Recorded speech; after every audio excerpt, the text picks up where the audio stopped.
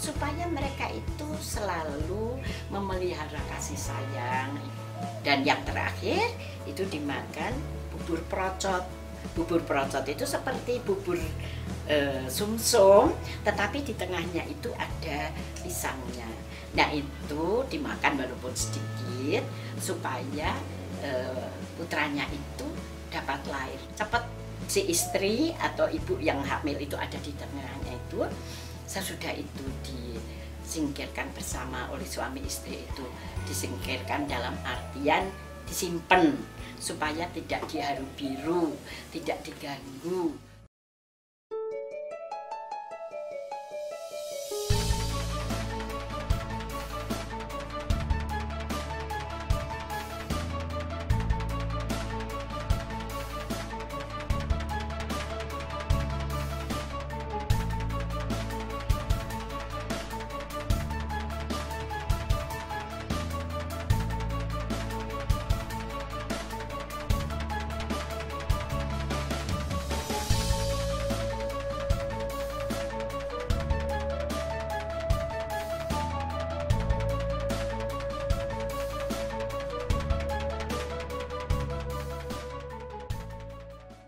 Setelah melaksanakan upacara mitoni atau tingkepan, maka selamatan berikutnya adalah ngwoloni atau upacara selamatan usia kandungan 8 bulan.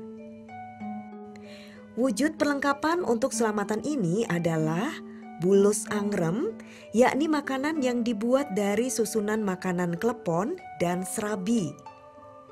Cara menyusun bulus angrem adalah klepon yang sudah jadi diletakkan dalam tempat yang sudah disiapkan, kemudian klepon ditutup dengan serabi. Peletakan serabi dibalik, yakni warna sisi yang hitam atau gosong diletakkan sebagai permukaan atau di atas. Jika sudah selesai, makanan itu akan terlihat seperti binatang kura-kura atau bulus yang sedang mengeram atau angrem.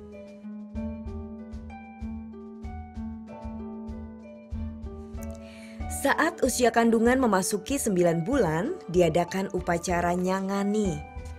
Selamatan berwujud jenang procot yang merupakan harapan agar bayi yang sudah menjelang atau saatnya dilahirkan bisa lahir dengan lancar dan selamat. Jenang procot adalah jenang sumsum tanpa juruh. Beberapa sesajen yang dipersiapkan dalam upacara procotan antara lain jenang procot, bulus angrem, waloh, bokor diisi gula merah, sumpel, 9 sego golong, pecel ayam, dan jangan menir. Setelah segala perlengkapan selesai disediakan, maka diadakan kenduri.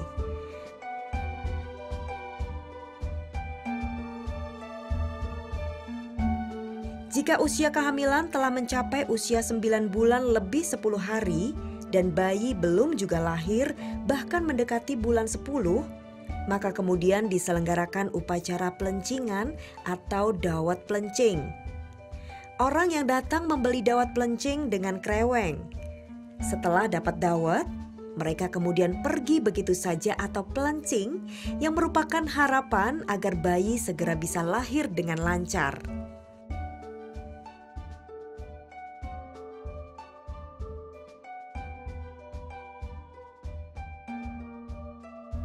Lahirnya seorang bayi merupakan awal kehidupannya setelah menjalani hidup di Guo Garbo. Bagi masyarakat Jawa, segala hal yang menyertai lahirnya seorang bayi dipahami sebagai saudara dari si bayi. Dalam masyarakat Jawa dikenal istilah kakang kawah, adi ari-ari. Kakang kawah dianggap sebagai saudara tua dari si bayi karena keluar lebih dulu. Sedangkan ari-ari dianggap sebagai adik si bayi karena lahirnya menyertai si bayi. Keduanya merupakan sumber kehidupan bagi si bayi ketika masih dalam kandungan. Karena lahir bersama-sama dengan bayi, keduanya dianggap bernilai setara dengan bayi.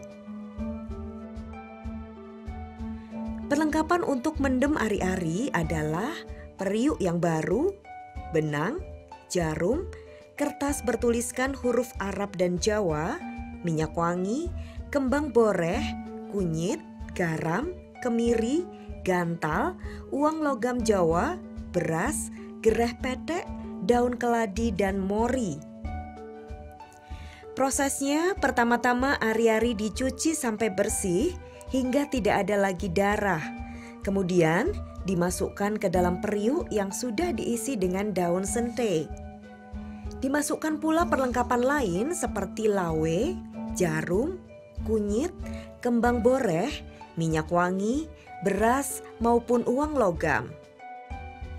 Setelah semuanya lengkap dan periuk dibungkus dengan kain, upacara pun dimulai. Awalnya si ayah bayi membacakan doa tertentu sesuai dengan keyakinan. Tidak ada doa yang baku, namun intinya adalah doa keselamatan bagi ari-ari atau si bayi. Setelah itu, periuk digendong oleh ayah si bayi dan dipayungi oleh saudara atau anggota keluarga lainnya disertai perlengkapan lainnya. Sampai di tempat penanaman, yakni dekat pintu utama rumah, si ayah bayi berjongkok sambil melepas gendongan secara perlahan-lahan agar periuk tidak bergoyang-goyang. Ari-ari bagi bayi laki-laki diletakkan di sebelah kanan pintu utama rumah, sedangkan jika perempuan di sebelah kiri rumah. Periuk yang sudah ditanam bersama ari-ari kemudian ditimbun dengan tanah. Setelah selesai, di atasnya diberi bunga setaman dan diterangi lentera selama 35 hari yang tidak boleh padam. Seusainya dibacakan doa agar si bayi tetap selamat dan sehat. Upacara lain untuk menyambut kelahiran bayi yang dilakukan oleh masyarakat Jawa adalah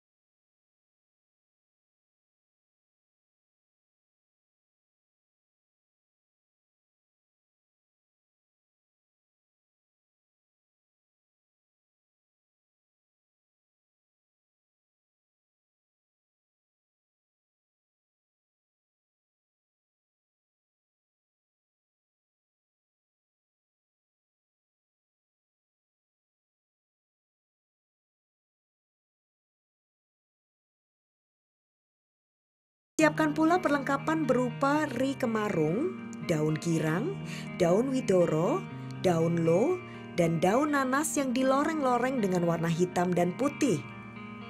Semua perlengkapan itu diikat dan dipaku di sisi pintu. Pada upacara puputan, orang tua bayi juga membuat duplikasi bayi atau boneka serta berbagai macam benda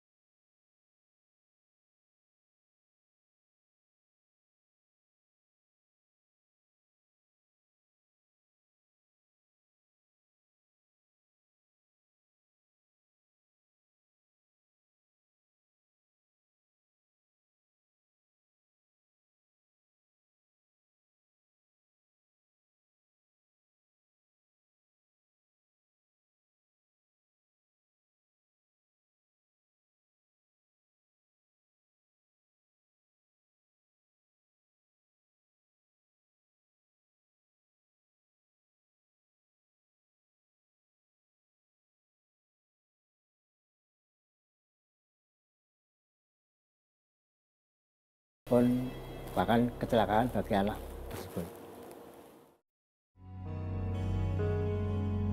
Upacara selapanan dilakukan ketika bayi berumur 35 hari. Upacara ini dilaksanakan bertepatan dengan hari lahir bayi. Pada upacara selapanan ini, ibu-ibu biasanya datang pada siang atau sore hari dengan membawa sumbangan. Sedangkan para bapak datang pada malam hari untuk jagong. Sesaji yang disiapkan adalah tumpeng dan sayuran serta intuk-intuk. Pada malam hari selain jagong juga diadakan kenduri dengan sesaji yang terdiri atas nasi uduk dan ayam ingkung. Selain itu ada sajian lain berupa jenang merah, jenang putih, dan jenang baro-baro.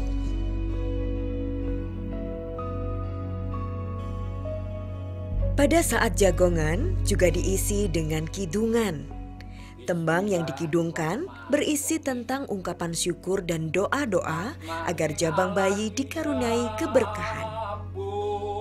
Moho murah, moho ati, kan tansah paring nugroho tumraping kawula dadi.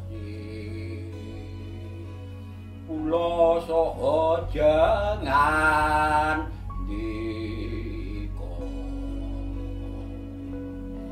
tanpa kapiji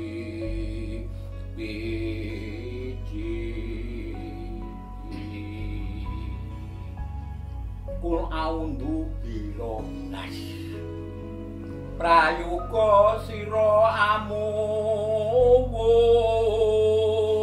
kula dedepe ilahi pangeran tumrap manusa yang sesembahani reki jarwane ayatku niko ingkang samya